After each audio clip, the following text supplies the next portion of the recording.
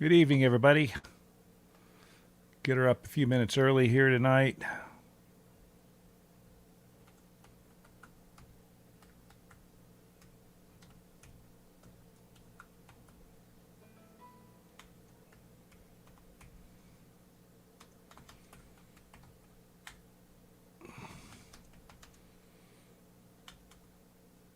There he is. How are you? Hey, man, how are you? Doing pretty good, thanks. All right, I'll bring you in just a minute, okay? Oh, no problem. I was just seeing if I was smart enough to get in here. You rocked it, partner. All right, All we'll get you right. up first, okay? So you don't have to waste too much time with us. Oh, no problem. All right.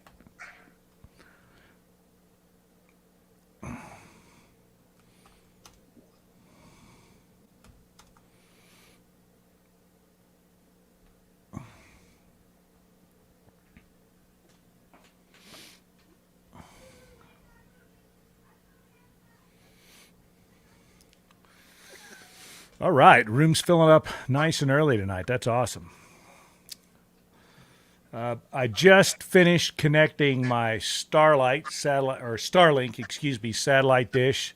So farewell to slower terrestrial speeds. I tested a little while ago, and it's 90 Mbps down and 25 up. Hey, David. So I've got a load balancing router that's going to be here tomorrow, and I'm going to wire the two together. So hopefully, I should have screaming fast internet. This should stream in true 720 from now on, and there shouldn't be any interrupts. It's been pretty good the last few weeks, but I want to make it as good as I can get it. David Green, you are my new most favorite person. I have some swag for you, which will be waiting up here at the house the next time I see you. Jeff Jensen, how's it going, bud? Mark Stewart, Jeff Stoss from back in Kentucky. How you doing, partner? What's up with your buddy not giving you a ride in his GT350? You got to come all the way to Idaho to ride in a sports car? I don't understand that at all.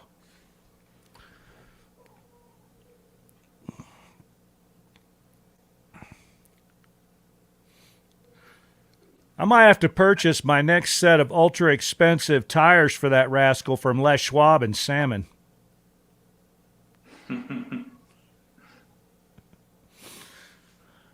All right, it's 7 o'clock, so let's get it rolling tonight. The first thing I want to do is bring in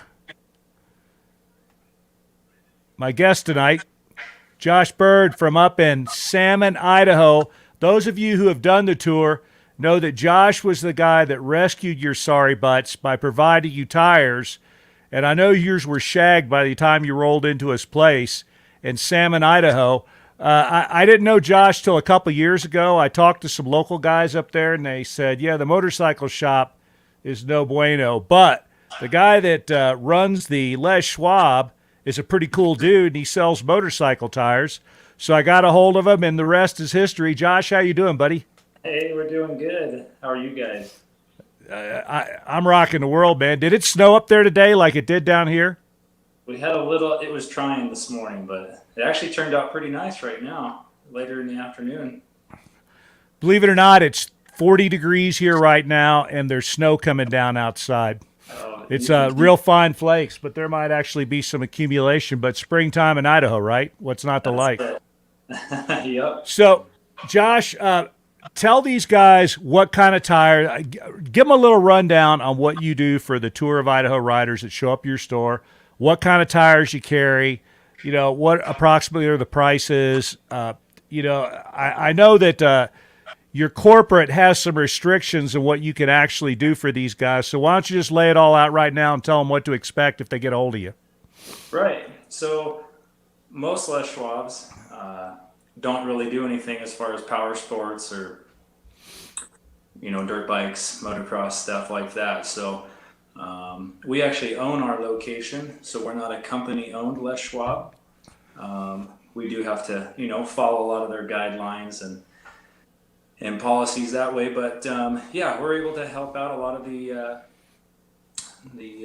community as far as motorcycle tires, ATV tires. We do a lot of that stuff. But for the Tour of Idaho guys, it seems like um, The most popular tire by far has been the Golden tire in the GT 333 in the rear, and then usually the Fatty for the front. But we can definitely, if we know a little bit ahead of time, a little bit in advance, then we can pull in whatever tire that we're able to get our hands on right now. You guys are I know you're a Golden Tire dealer because we worked together a little bit on that. But what other tires are you dealers for? We can carry. We keep some of the Kendall line in stock is a pretty good mover for us, but really any tire. If there's a tire out there that any of the tour guys would rather have than that tire, and right now has kind of been a little bit tricky as far as availability and back orders. But if there's another tire out there that somebody would rather have, and they give us enough lead time, I have no problem pulling it in and throwing aside for them and having it ready for them. All right, that's perfectly within the rules. If Josh carries it and you order it, as long as you buy it from him, if he's willing to order it for you in advance, that's perfectly within the rules. What's not within the rules is for you to try to drop ship a set of your favorite tires to Josh's store. That's no bueno. You got to buy whatever he sells, and you got to pay him whatever he wants. The last time I bought a tire in Salmon, I didn't buy it from you, and I spent – it's the only time I ever spent $300 on a rear tire in my entire life. Yeah. No, we try to be as fair as we can. Price-wise, like I said, by far we do the most of that Golden tire in the GT 333, but depending on the size, you're usually right around $120 to $130 on that rear tire for most of the tour guys. If it's something that we need to help with the install or whatever, we'll be real reasonable that way. We're usually right around. All right. $30. And if these guys pay for these tires in advance and they show up late, if they call you, you don't have a problem leaving them laying on the wall outside the building, do you? No, yeah, exactly. We had quite a few guys because that's something that definitely happens on that ride. I can give them my cell number when they contact us, and if they want to have us set them out, I can leave some bars. I can leave whatever we need out there. That way, you're not left high and dry for sure in the middle of nowhere in Salmon. That's totally awesome. I want all of you to know out there that Josh doesn't have to do any of this. His tire store is going to make money, and it's going to be in business for another 50 years, whether the Tour of Idaho exists or not. This guy is doing this just because, like a lot of people, he thinks this is pretty cool.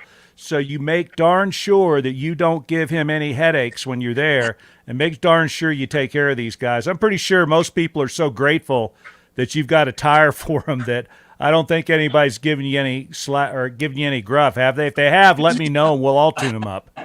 No, quite the opposite. They've all been great. That's awesome. All the guys have been super appreciative, and we just want to try to help them out after a long day like that. Yeah, the day that they see you is actually one of the shorter days. The only thing is we play a cruel joke on them because we give them a lot of bonus sections on that day. So their choice is to go see Josh before he goes home, or to load up on some bonus points. And it's this real conundrum for a lot of riders. You can feel them sweating it out while they're out there. You got anything else you want to say to everybody? No, I just appreciate it. I mean, if there's anything else too, I know some of the guys, wanted to have an extra set of grips or an oil change or something like that. We can definitely try to help you out that way, or have an oil filter or air filter or something too. And like I said, just let me know, and if there's anything that we can do, we'd love to try to do it. All right. All you have to do is Google up Les Schwab Salmon, Idaho, and all the contact information comes up. I assume that's the best way for people to contact you. Is that right, Josh? That's great. Like I said, just call the shop. I'm usually there every day. If not, they'll run me down, or they'll get you my number, and you can do whatever. You can text me your list, or give us a shout. All right. Hey, thanks a lot for giving us a little bit of your time tonight, Josh. Take care of yourself, okay? And I'll be up in a couple of weeks. I got to go see those crazy girls up at North Fork. So I'll stop by on the way up and we'll chat for a while, okay? Sounds good. Thanks, Martin. You guys have a good night. Thanks, Josh. Take care, buddy. You too. All right. So there you go, Josh Bird. Another just an absolute great feature of the Tour of Idaho is that you get to meet people like this all along the way who they got a smile on their face. They're happy to see you guys. And it's just because they think that what you're doing is cool. And it's because what you're doing is cool. So make darn sure you're nice to all these people. Josh is a super good dude, but everybody you deal with along the way, they're all good folks. And just make sure you treat them right. Overwhelmingly, there have not been problems with T1 riders. The problem is that some of these T2 and T3 guys come along, and they're a little pissy sometimes. I've had some trouble with those. Rarely have I actually had problems with a Tour of Idaho T1 rider. Most of you are pretty good. All right, so before we get into day 5 tonight, let's talk about a couple of things. Some bookkeeping matters right off the bat. We're coming down to the wire here. June 1st is the date that you have to have declared your intention to ride the Tour of Idaho. You do that in the forum. There's a place for it.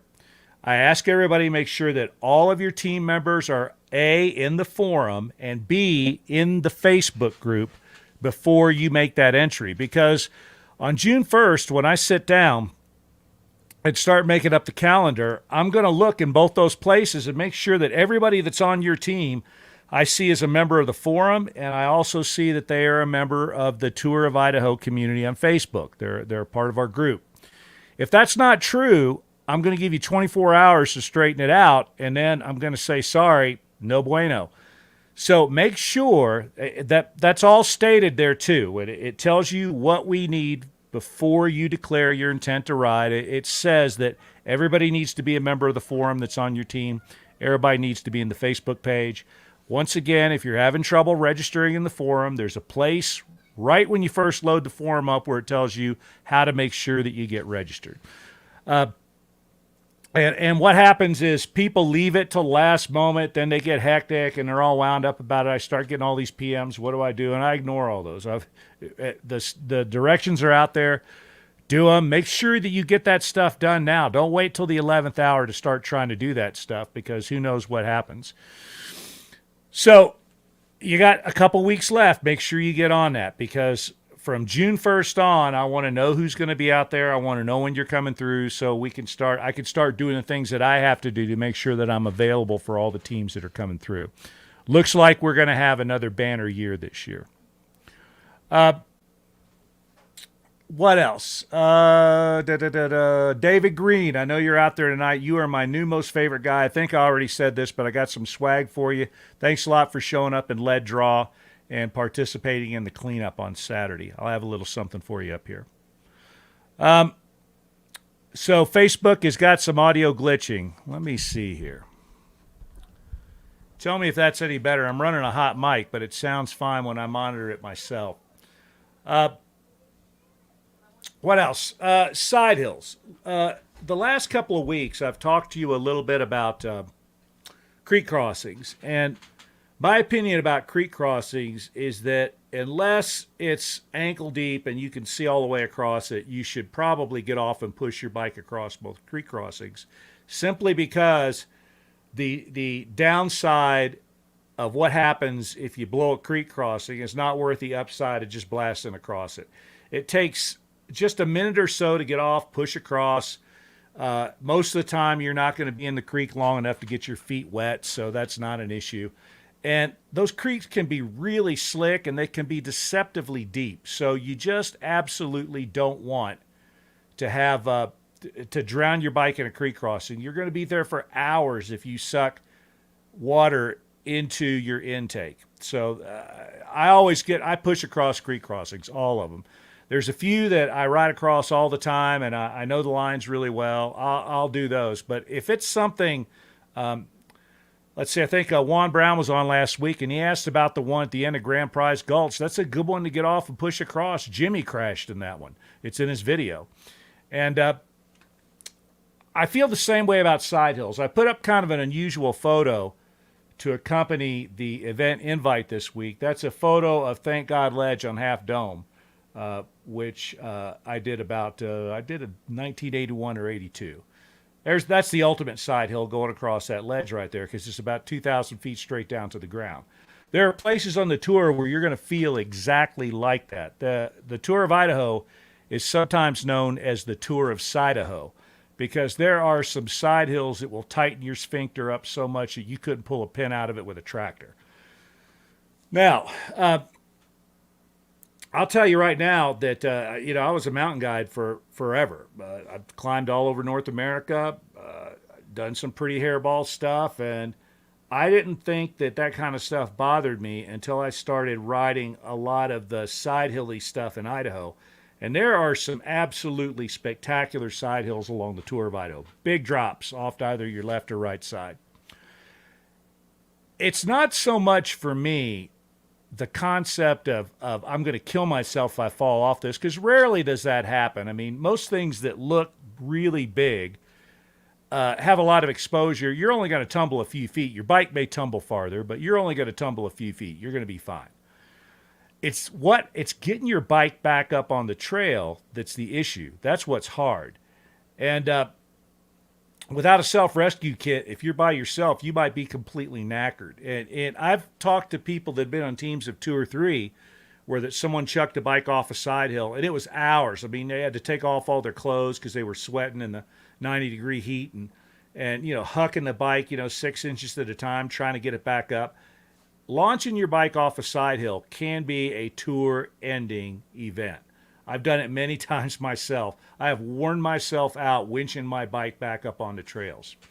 So I have adopted a policy of, when I get on steep side hills, even though I know I can ride it, because I ride side hills all the time, I dog paddle if I have to. I take it nice and easy. The last thing I want to do is just get on the gas and gun it and go across there and end up with my bike 150 feet down off the trail.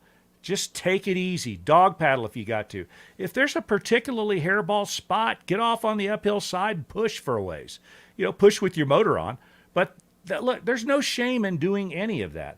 It's way better than the alternative, which is spending hours and hours in a possibly unsuccessful attempt to get your bike back up. So treat these side hills with an appropriate dose of respect.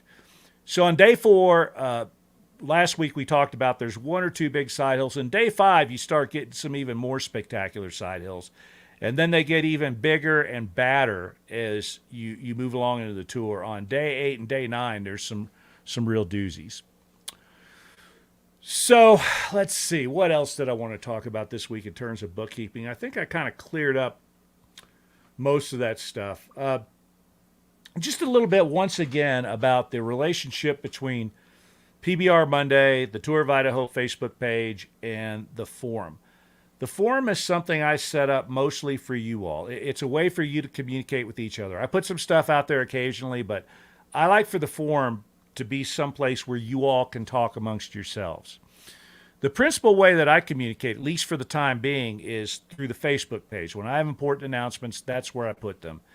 And then sometimes if they're real important, I'll put them on over in the forum as well. I am moving everything slowly to the forum, but that complete transition won't occur until sometime over the winter. There's some things I need to figure out how to make the forum do in order for me to make that transition complete. So the forum is mostly for you. The Facebook page is mostly for me. But I'm here every Monday night. What PBR Monday is for us to communicate directly. You can ask questions on PBR Monday. It's probably better if they're related specifically to the topics that are up that week. But that's why I come on here every Monday night, to answer questions, talk about the trails. And there have been some brilliant questions the past few weeks. People really ask questions that convince me that they're studying the route and they're preparing properly. And then we have guests, and you can talk to our guests as well. I've been PMing some folks back and forth this week, talking about suspension and stuff like that. Alex Martins is the man for suspension, Conflict Motorsports, and he can probably still get you in before the tour if you need to have something done. and I have just gotten around to talking to Climb and Trail Tech and everybody else about what we're going to do for tour finishers this year. Once again, it's not a great year for business, so I'm a little reluctant to hit those guys up for big discounts and stuff this year. But I think we will have some swag and some prizes for people that make it to the flagpole, and certainly for people that finish. I think that's probably the way that we'll do it this year. Andrew Hicks and Stevens Peak, man, that'll keep you up on your pegs. I remember the first time I went out there and rode all that stuff was about 10 years ago, and that little single track wasn't that bad, but some of the quad trails leading to it had ruts that were like up to your handlebars. It was just a mess. And I remember getting out there and riding that stuff and just saying, do I really want to put this on the tour? Because it's a long day. And at that point, that day went all the way from Lowell into Wallace. So it was a super long day. And I said, I just don't think I want to put this stuff on at the end of that day. The Stevens Peak thing, it might be even better to ride it in the dark, but gee whiz. And so when we divided that up into 2 days, then all of a sudden those Way Up North guys started getting on me. Hey, you got to put Stevens Peak and all that stuff on there. And we have. This year we changed it a little bit. We're going to make Stevens Peak itself a bonus section, so you can get an extra point. And I think that's fair because it's worth a point doing it up there near the end of the tour. So let's start talking about day 5. Day 5 starts in Chalice, and day 5 is a day you really want to get an early start. Be on that bike no later than 6 a.m. I don't care what. Get on the bike at 6 a.m. and get going. And we have to go back a little bit and talk about day 4 again. That is another thing that you have to factor into whether or not you want to attempt any of those bonus sections on day 4. The only one of those I would think about is the very last one. It doesn't take that long. It cuts off an unpleasant quad trail. It's a little bit of a route finding issue maybe, but I might think about that one if I was there nice and early. The Outback's only worth a half a point, so I wouldn't do that. And the first one's pretty hard. I wouldn't do that. But at any rate, you really need to be on the bike early on day 5 because you need to be into salmon early enough to get your tires. And I think almost everybody takes Josh up on his offer for tires. You can get an oil change there. You can do anything you want. But you got to get there before they close, which is at 7 o'clock.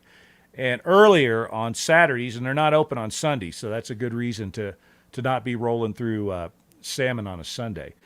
You could conceivably, day 6, I shortened up again a lot this year too. And the reason I did that is if for some reason you get in late on day 5, you can get down there super early the next morning and get your tires, and you can still get in at a reasonable time on day 6. So you have a few more options. Brent Asper, how you doing, buddy?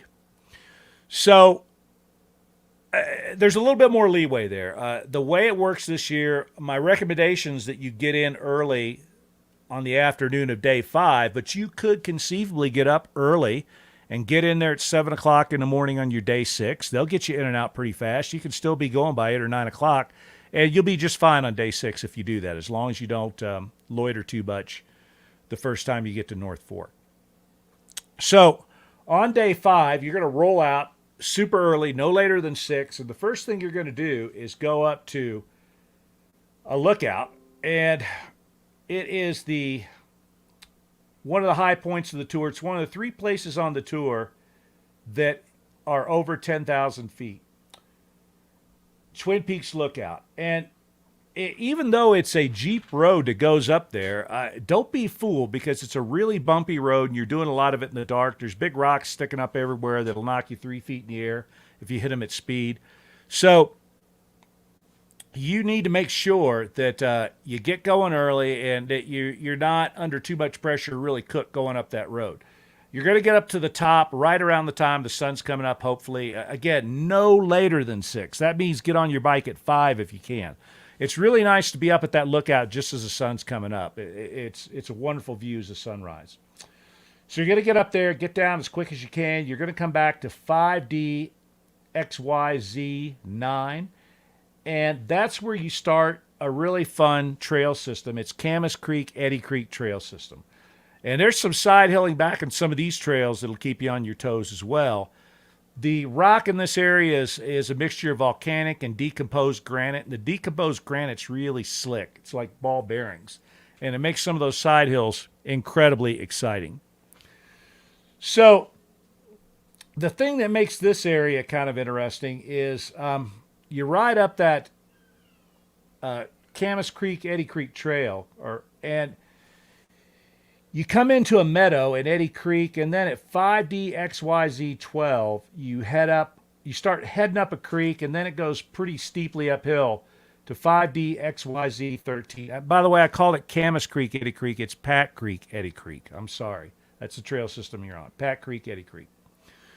So you come out of Eddy Creek and you start heading up a smaller creek that goes up a hill. And right at 5D XYZ 13, you're going to want to write this down in your notes. The trail makes a really hard right back over your right shoulder. It's actually going back like this, back over your shoulder. And it's super easy to miss because there's a trail that keeps going straight ahead. That trail that keeps going straight ahead, I wish it kept going for a long way because it cut off some unpleasant stuff if it did. But it runs up against the wilderness area boundary in about a mile, and you can't go any farther. So at 5DXYZ 13, you want to turn back. It's back about 120 degrees to your right, and you're going to hit a side hill that's really exciting between XYZ 13 and XYZ 14. You come around. There's a little side hill. There's a little shot that you got to make up over some tree roots and stuff. And it'll give you a pretty scintillating view back down into Eddy Creek. You hit that, you come around through a meadow, you connect with the Darling Creek Trail, which we have listed as an alternative. Fires break out in this area all the time, so that Darling Creek Trail is there in case Pat Creek and Eddy Creek are closed, which they sometimes are. So you're going to head down into the West Fork of Morgan Creek.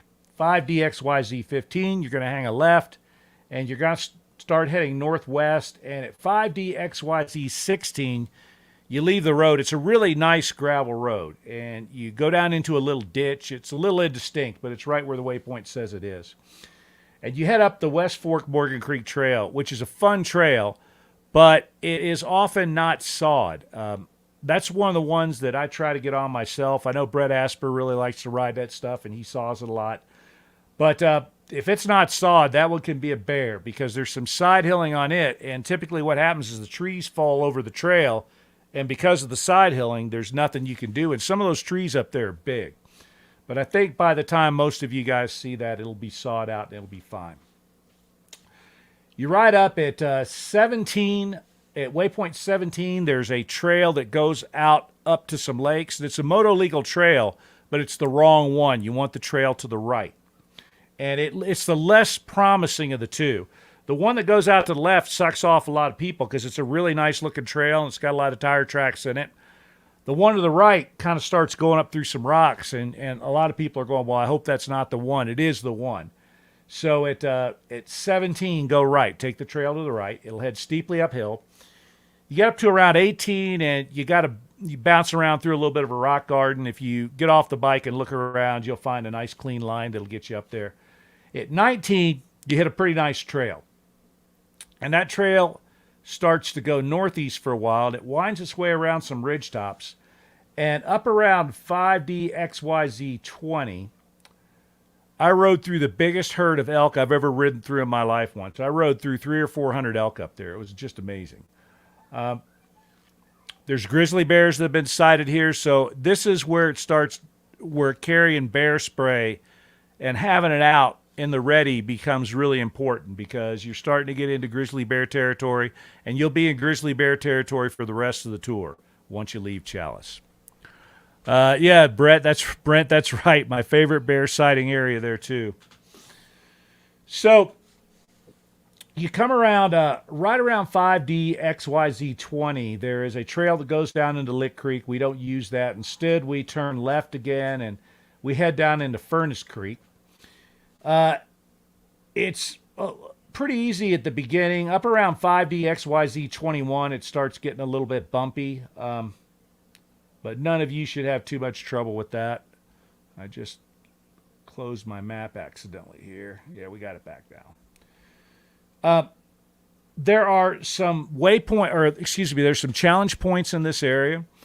And when it says, Kev, holy cow, put an open chocolate bar in the slowest rider's pack, that's Bear Deterrent. Kevin Hogan, my favorite dude. How you doing, man?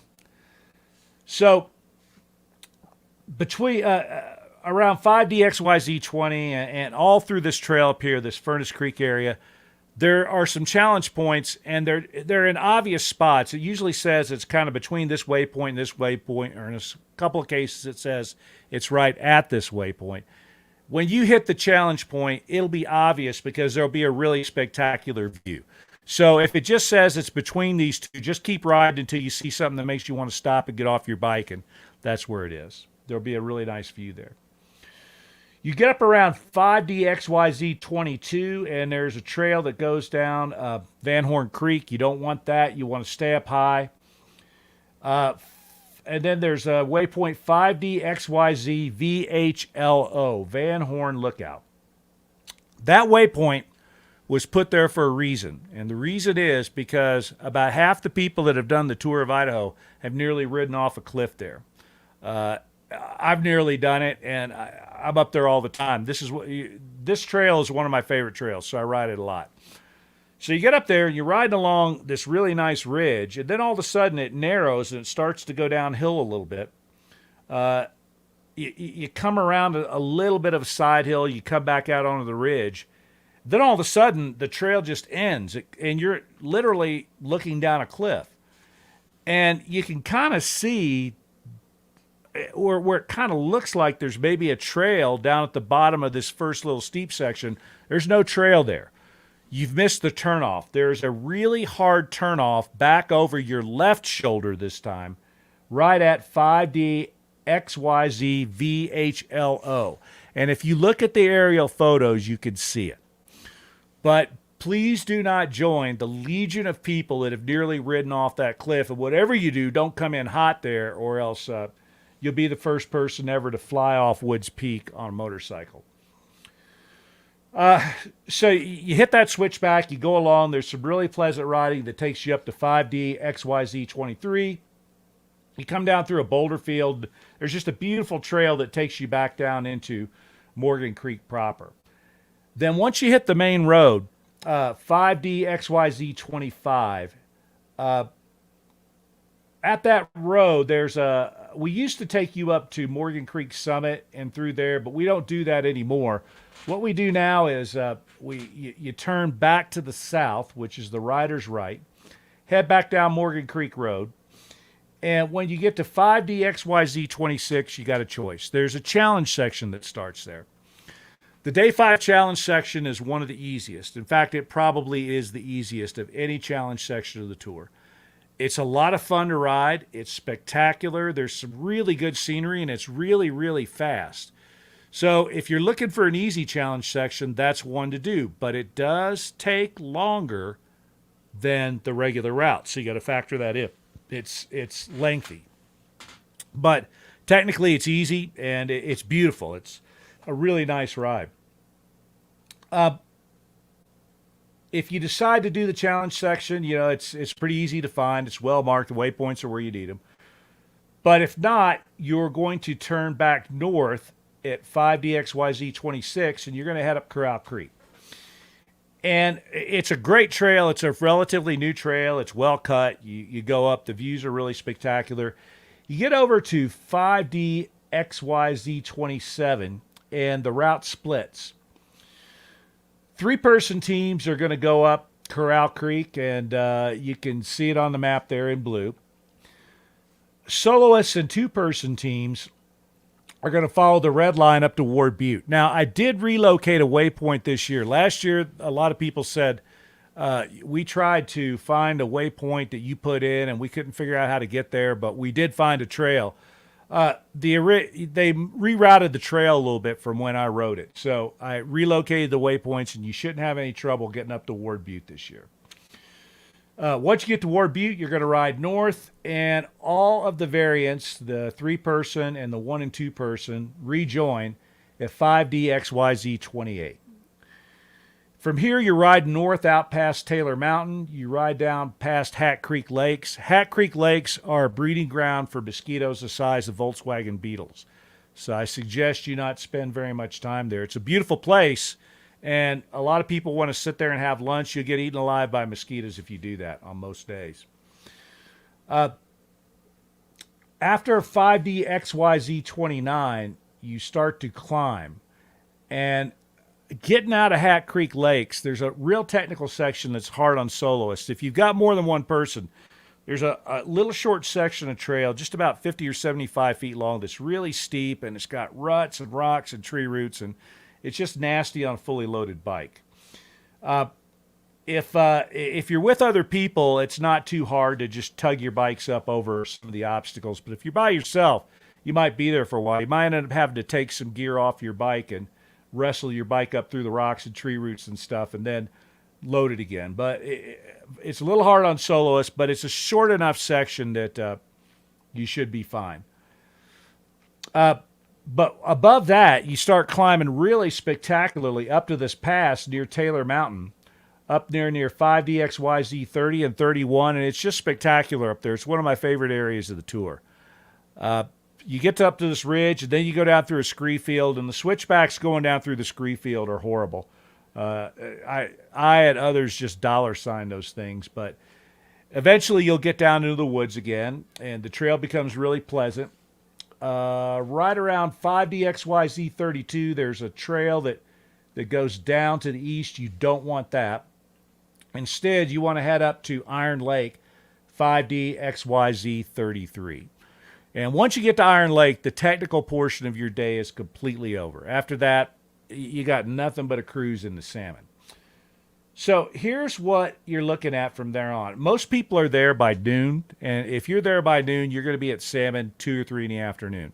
It's very easy riding. It's just it's a long way. You've still got 80, 90 miles to go. And even though it's dirt roads, you can't ride those things at reckless abandon because there's traffic on them. If you're there early enough and you're feeling good, if you're there at around noon, I would seriously consider doing some of the bonus sections that are ahead of you, because they're some of the most pleasant, easiest to ride bonus sections of the entire tour. So you ride up, you come down to 5DXYZ 37, you drop off the ridgetop road, and you start heading down the hill. There's a bonus section down there right away that you can take that goes up to a lookout, Sheephorn Mountain. Sheephorn Mountain, that challenge section is wonderful. It's a dual sport kind of a ride. There's nothing technical on it, but the views are just spectacular. So you have a challenge section on day 5. Takes some time, but that might be one to consider doing.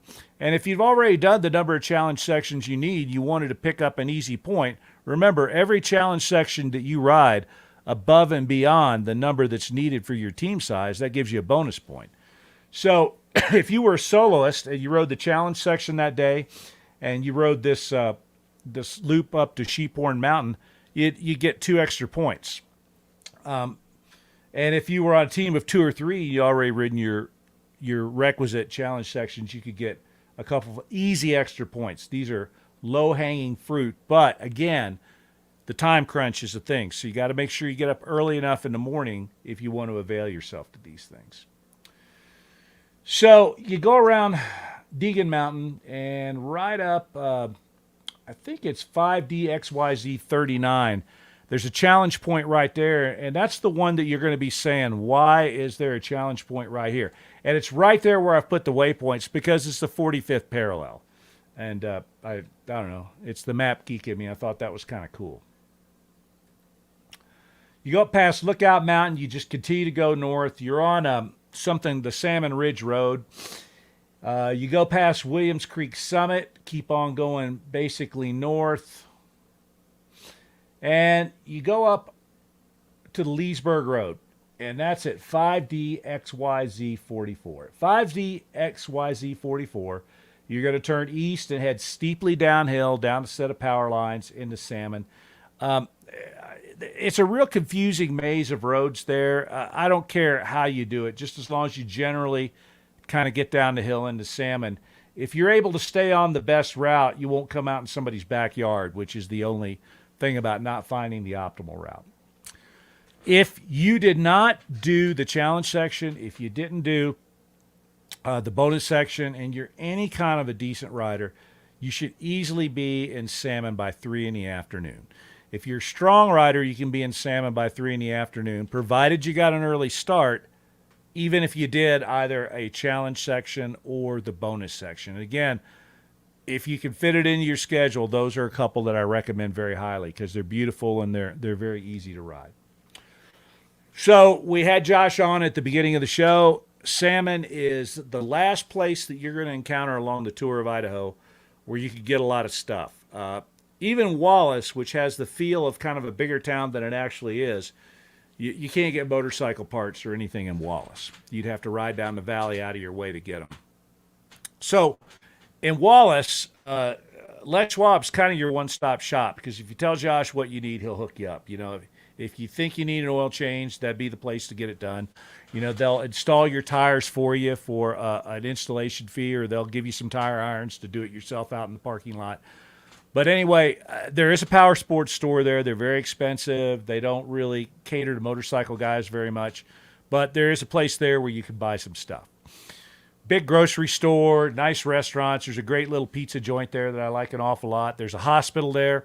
So salmon is kind of a nice place to get to early because there's a lot that you can get done there. And that's one of the reasons that we shortened it up so that you could spend some time in salmon. You can plan on that. It's not quite a full day off, but you have the availability to get there early enough that it kind of functions as a day off. You're only going to be riding, you know, a little more than half a day if you don't avail yourself of the challenge section or the bonus section when you get there.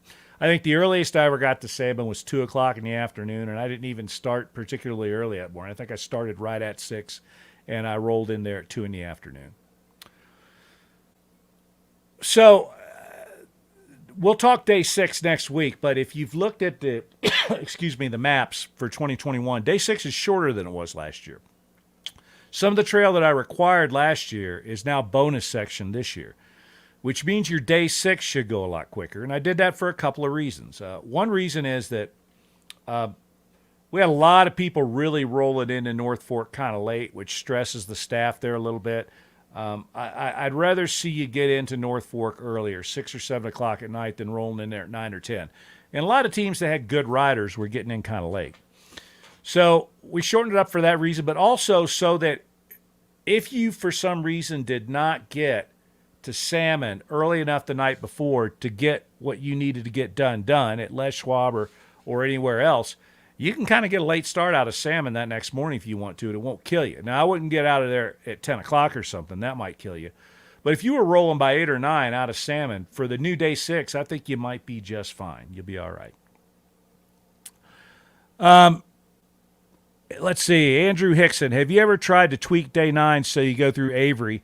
Yeah, we've gone through Avery before. I mean, there's some ways to do it, but Avery itself, there's a restaurant down there and there's some gas, but unless there's something that I don't know about it, most of the trails around there are quad trails, and all it's doing is taking you way off kind of the quickest way into Wallace. That's not a terrible question, and I don't mean to imply that it is, but one of the things that I do every year, back in the days when I used to waste time on Adventure Rider, I would get questions like this all the time. Well, why didn't you put this trail on there? Why didn't you do this? Why didn't you do that? It was always by people that hadn't ridden any of it. On the day that you're riding into Wallace, that's a huge, long day. You start at Lowell, and you are busting your ass to get to Wallace. So anything that I do that puts extra distance in that day, it does a couple things. One, it gets you into Wallace later, and Wallace is another place where Donna takes really good care of everybody that shows up. I want you to get there early enough you can enjoy her hospitality, have a nice meal. But fuel is also a concern. You know, if I route you too far down off that state line trail and drop you down to Avery, we're talking about 18, 20 miles off the route, then all of a sudden fuel becomes a problem because you're probably going to have to carry gas out of Lowell anyway, and we recommend that people bum a little bit of gas when they get to the Cedars. It's usually possible to do that. So Avery's a cool place. There's a nice restaurant there. There's a place you can get gas, at least the last time I was there. But in looking at the trails around there, I didn't see a really cool way to weave together a lot of what I thought was really interesting trail that would include Avery, enough to make it worth the penalty that you would pay in fuel and time. What I'd really like to do is figure out a way to get people down into Saltese or something like that on the Montana side, so you could get some gas, so it wouldn't be quite as long of a gasless ride. If you can't get gas at the Cedars, you're getting pretty nervous by the time you're rolling to Wallace. By the way, I have pushed over Moon Pass and coasted all the way down into Wallace before, back when it was from Lowell to Wallace. So that's the reason why. But, who knows? I don't get up there very often. Maybe the next time I'm up there, I'll find something that looks good, and we'll have to look at that a little bit more. All right. Importance of extra points if met already, future insurance. Josiah, that's a great question. It's something that we've talked about several times, but it's worth going through again. The goal in the Tour of Idaho is to survive each day. It doesn't do you any good to think about day 9 or day 10 on day 1 or day 2. Your goal, you have 10 goals of the Tour of Idaho. Get through this day. So on day 1, all you're worried about doing is getting to Pocatello before midnight. So my view of that is that I wouldn't do any of the bonus sections. I wouldn't do any challenge section that I didn't have to do. So if you're a soloist, you don't need any challenge sections, and you should be able to do the whole thing just fine without having to do any bonus sections. Same with 2 and 3 person teams. If you're a competent team, if you're on a 2-person team, you're going to have to do 2 CSs. A 3-person team would have to do 3. If you're able to knock all that stuff out, then go get it. But here's where the problem comes in. Sometimes stuff's closed by fire. Those challenge points aren't available. These bonus sections help you make that up. So, or a trail that you couldn't saw your way across. It's on the tour, but a storm came through and it blew down a bunch of stuff. And look, I've had to saw my way back out occasionally. So I've spent all day sawing my way in somewhere, decided just to ride the same trail back out because that's where my truck was. And I've had to saw my way back out. Beetle kill and stuff has decimated forests in central Idaho. What the beetles haven't gotten, the fires have gotten. So there's a lot of dead and dying timber everywhere, and every time the wind blows, trees fall down. So you get up on a trail, it's on the tour, it's marked as clear because it was. A storm came along, blew down a new batch of trees. You can't saw your way across it. You're by yourself. There's 300 trees down. It's no good. The reason we have all these bonus trails available is you can say, okay, well, I'll skip this one, but in order to make it up, I will ride a bonus section somewhere. That's why they're there. So I wouldn't ride any bonus section that I didn't have to ride. I just wouldn't do it unless I got to the end and I said, whoops, I need some points. Then I'd start worrying about making them up. Or if I'm rolling along, wouldn't do any of them on day 1. Wouldn't do any of them on the first 2 or 3 days. But when I start getting into the middle of the tour a little bit, on day 4, 5, 6, then, if I'm someplace early enough and there's a bonus section out there and it looks to me like it's easy, and I'll tell you the ones that are easy and the ones that aren't, heck yeah, go ahead and do it. Maybe it takes you an extra half an hour, but if you're there a few hours ahead of schedule, then you've got a point in your pocket just in case you need it. And some of them are much easier than others. Some of them are low-hanging fruit, and all you have to do is ask me, and I'll tell you the ones that I think fit that description. So I hope that answers your question. If you just ride the route and everything's sawed and you don't have any trouble, then you don't need a bonus section. You don't need a single one. But if something goes wrong, that's the reason those bonus sections are there. It's to enable you to make up some points. So I hope that answered the question. All right, anybody else have any questions? Specific to day 6, but if there's no day 6 questions, or day 5, we can talk about anything you want. I'm here, and now's a good time to ask. You are welcome. Andrew, I sure will. All right. Well, I'm glad that is clear. Yeah, they're just there in case you need something extra.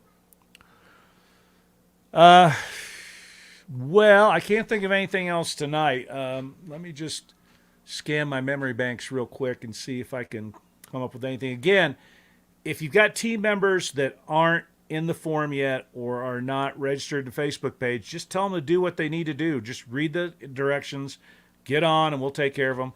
I hate Facebook too. I don't like all the bullshit that goes along with it, but right now it's what we got to do.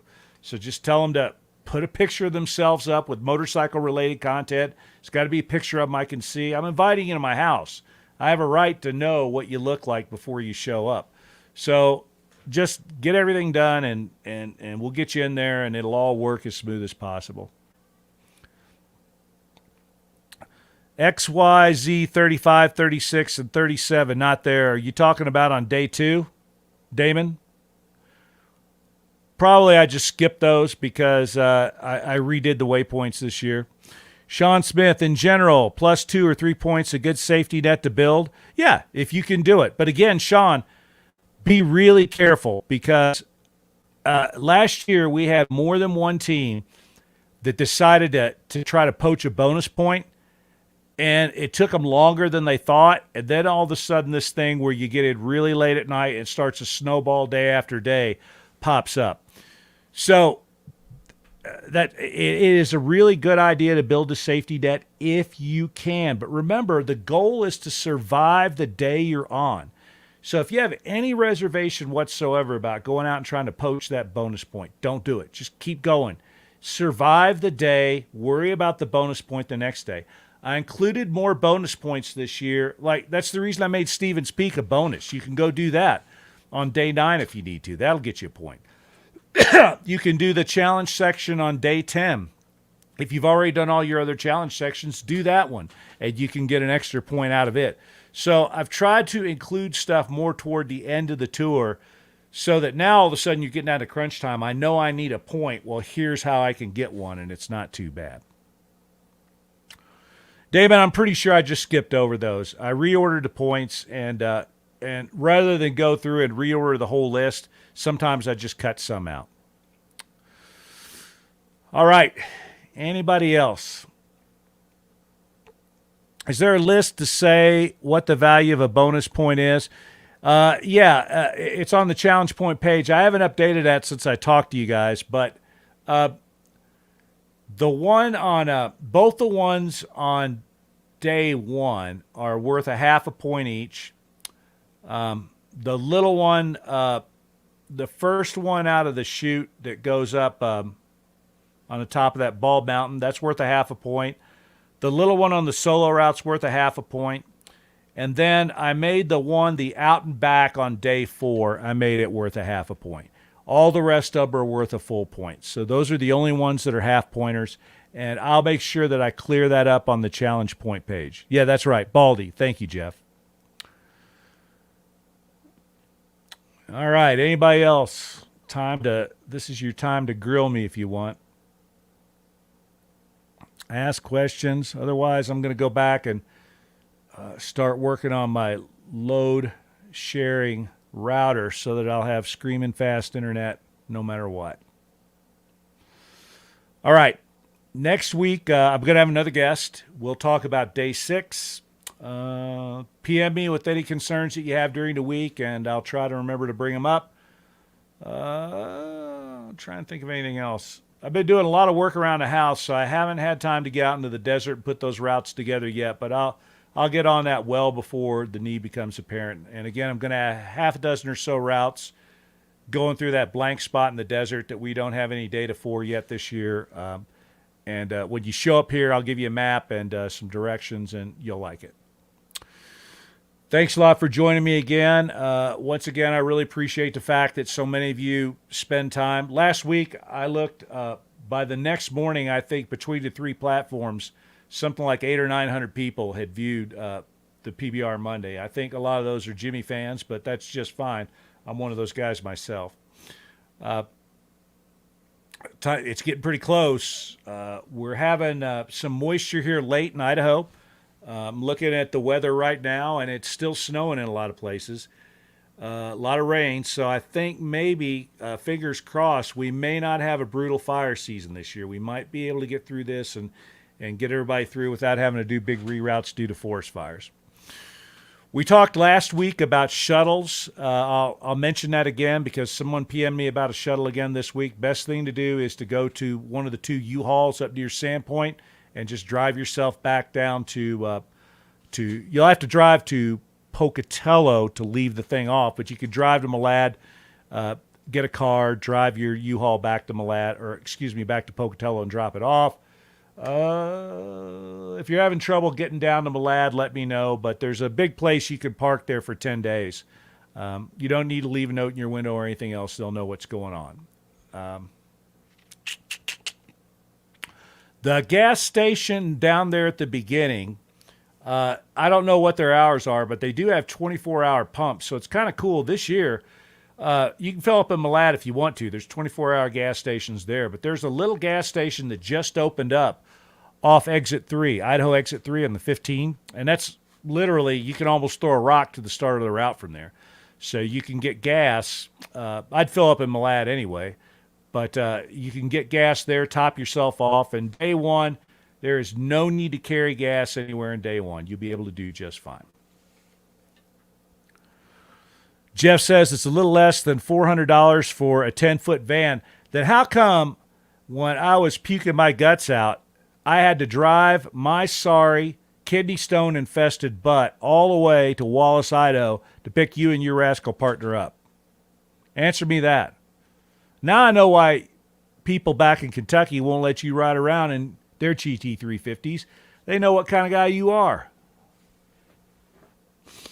That's a little inside story. I still am embarrassed and will be for the rest of my life over the fact that I went up to get Jeff in Kent last year because the U-Haul dealer they booked at right in Priest River, if I'm not mistaken, closed their doors and didn't tell anybody. So those guys thought they had a U-Haul, and they turns out they didn't have one. So they said, well, we hate to impose, but, you know, and I'm friends with these guys. I've known them for a while. They're from Kentucky, and we have a lot of friends in common back there. And I said, I'll be more than glad to come up and get you. But what I wasn't counting on was that was right in the middle of my real serious bout with kidney stones. I had a stent in. I was taking these horrible drugs to try to make the whole things go. And I drove up there, and I puked. I got out of the truck and puked like 6 times on the way up. And I was green to the gills the whole time I saw those guys. And I still regret that. It was the most unpleasant trip I've ever been on in my life. And those poor guys had to put up with me looking like I was going to die any second. It was embarrassing, and I'll make it up to you guys somehow. All right, that's it for tonight. I'll see you guys next week. Once again, thanks a lot for spending your time here. I hope you found this useful. Got anything that you want to bring up next week, PM me, and I'll make sure that I get it on. Be seeing you.